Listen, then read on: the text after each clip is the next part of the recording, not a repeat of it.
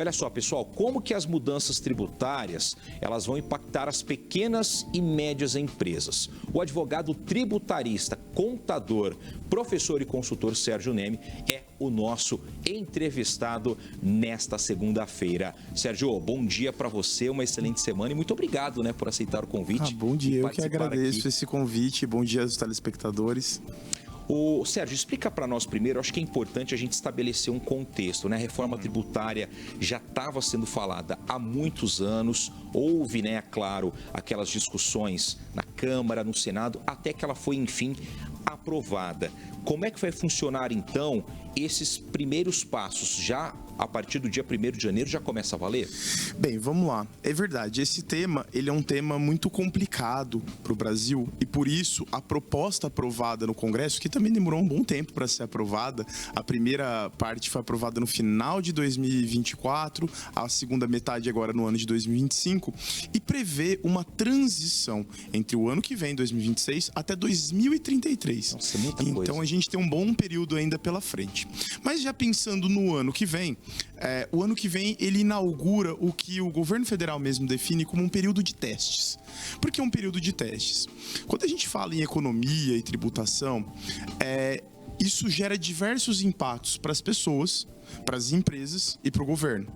Então, é sempre necessário ter cautela nessas mudanças e não fazer algo drástico. Por isso, a proposta prevê, para o ano que vem, o início da cobrança de 2 novos tributos. Às vezes as pessoas vão dizer, poxa, mas vai começar cobrando mais imposto?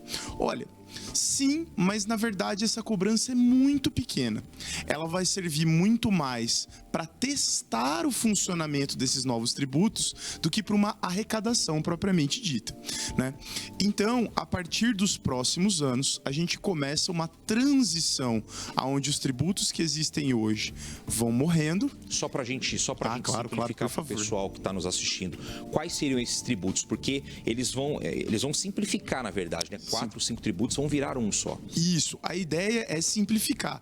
Apesar de que simplificar no Brasil é sempre um pouco complicado, é burocrático, né? Bem, vamos lá. Hoje, a gente basicamente tem aqui alguns impostos, tributos envolvidos nisso. Hoje, o PIS, o COFINS e o IPI, que são tributos federais, tá? O ICMS, que é o imposto estadual, e o ISS, que é o imposto municipal. Então, nós temos aqui 5 impostos. A proposta final é que nós fiquemos apenas com 2. Um chamado IBS e um outro chamado CBS. Um estadual e o outro federal? Isso. Esse estadual, para ser bem honesto, ele vai ser dividido entre estados e municípios, mas o imposto estadual. Para o ano que vem, o início é mais na parte federal da coisa. O IBS e o CBS vão ser criados com uma alíquota somada, os dois, de apenas 1%. E eles têm o objetivo de, como eu disse, começar a substituir todos esses tributos até 2033, né? Para que isso ocorra de uma forma gradual, com uma proposta. A proposta é de neutralidade. E é legal explicar isso, porque quando se fala em neutralidade, é dizer, olha, a proposta é que a tributação nem aumente, nem diminua. Ela continua igual. Nesse caso, Sérgio, você acredita que esse período de transição é um tempo suficiente para as empresas se organizarem? E pensando aí no pequeno e no médio empreendedor, né, já começando para 2026, você acha que eles estão, de uma maneira geral, preparados para todas essas mudanças? Olha, é legal, assim, eu vejo que quando a gente fala de empresas grandes, de empresas de grande porte, muitas delas já criaram departamentos, já estão debatendo esse assunto desde o ano passado e, obviamente, contrataram assessorias e tudo mais. Eu, particularmente, me preocupo muito com as pequenas e médias empresas, porque muitas delas ouviram falar de transição tributária, ouviram falar ano que vem, mas não buscaram ainda implementar nada muito concreto. Talvez não assimilaram ainda tudo isso. Talvez para o ano de 2026 essa mudança nem seja tão drástica, porém o que eu vejo acontecendo é que pequenas burocracias vão ser implementadas a partir do ano que vem, que vão exigir mais e principalmente planejamento para sua empresa. E aí eu acredito que a pequena e a média empresa brasileira, em sua maioria, não sentou e teve uma conversa sobre isso. Não teve um tempo de sentar e falar, vamos debater, vamos analisar o que isso me impacta, né? As grandes empresas, pelo contrário, muitas delas já estão com tudo isso muito bem delineado, não só para o ano que vem, mas para os próximos, né? Quer dizer, Sérgio, então você acredita que vai chegar 2026 e aí esses pequenos e médios empreendedores vão se deparar ali com algo que eles não sabem, algum problema, e aí nesse caso entra, por exemplo, consultorias, o que pode ser feito aí a curto prazo? Bem, exatamente. O que a gente sempre sugere, e eu acredito muito, e especialmente em matéria tributária, é planejamento. E o que eu quero dizer com isso, né? De você se planejar preventivamente, analisar os cenários, fazer conta e ver de que forma isso vai te impactar. E o empresariado brasileiro, muitas vezes, ele deixa o problema acontecer para depois buscar a solução. Particularmente, quando se fala em reforma tributária, eu acredito que isso seja uma coisa perigosa. Por quê? Muitas das nossas opções tributárias no Brasil, elas são anuais.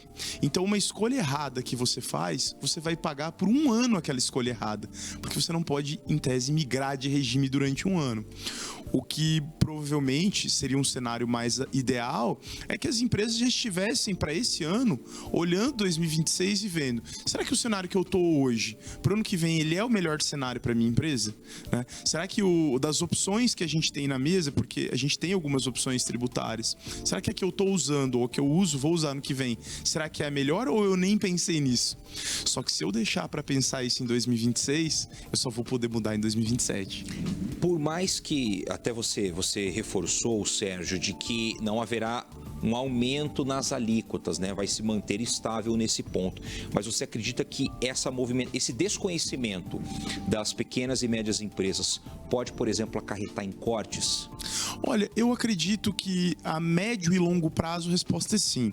Toda vez que você tem uma mudança substancial na tributação ou mesmo na economia, todo mundo tem que se movimentar. Aqueles que se movimentarem adequadamente, se posicionarem primeiro, provavelmente vão estar adaptados a isso. E o que acontece é que algumas empresas não vão se adaptar e elas naturalmente vão ser engolidas por essa nova realidade. E quando eu digo isso, é porque muda-se um pouco algumas dinâmicas de negociação setorial. Sem entrar em detalhes aqui, alguns setores da nossa economia vão ter que mudar a forma de formar seu preço, de negociar os seus produtos. Talvez no ano que vem isso não aconteça de forma mais drástica, mas quando a gente olha um cenário de 4, 5, 6 anos, é muito provável que a nossa realidade seja bem diferente lá. E quem não se adaptar, naturalmente, vai ser engolido por essa nova realidade. Tá certo. Ô, Sérgio, nosso tempo encerrou aqui, mas eu gostaria que você deixasse uma última orientação, então, para quem está nos assistindo, né? Claro que a audiência da Tarobá é formada também por muitos micro, né, e pequenos empreendedores, médios também. Então, fala para nós ali agora, né? Dia 1º de dezembro, a menos de um mês, para esse começo de mudança da parte tributária, o que dá para fazer nesse tempo?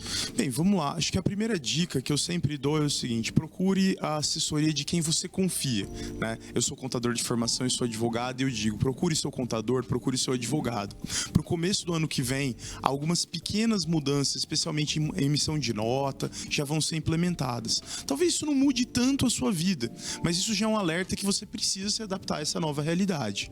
Então, eu acho que talvez a maior dica de pequena mudança para o ano que vem como falta ainda um mês, e o Brasil, é claro, Natal e Ano Novo dá uma parada, eu diria assim, olha, você ainda tem uns 20 dias para procurar o profissional que você confia, sentar com ele e fazer uma pergunta bem simples. E aí, o que muda no meu caso para o ano que vem?